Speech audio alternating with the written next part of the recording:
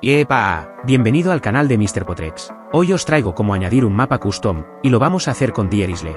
Si no sabes cómo crear un servidor, no dudes en entrar en la lista que he dejado en la descripción. Dicho todo esto, ¡comenzamos!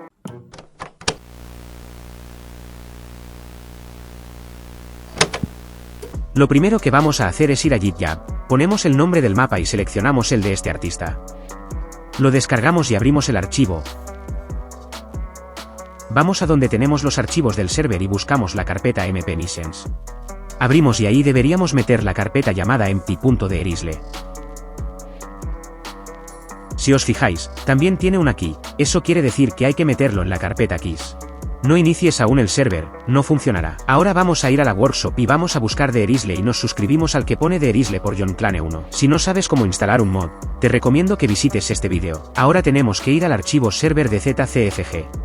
Bajamos hasta Class Missions y donde pone template, vamos a poner el nombre de la carpeta del mapa, es decir, empty.dierisle. Hecho todo esto y puesto el mod de Dierisle, iniciamos el servidor y nos tardará un poco, ya que tiene que hacer unas gestiones. Una vez el servidor esté on, entramos al server. Antes de nada, voy a usar un mod para ver el mapa, lo tendrás en la descripción.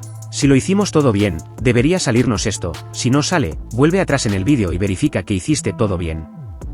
Lo que más me gusta de este mapa, son las islas, el lore que tiene y encima podemos jugar muchísimo con los tiers, ya que tiene 9.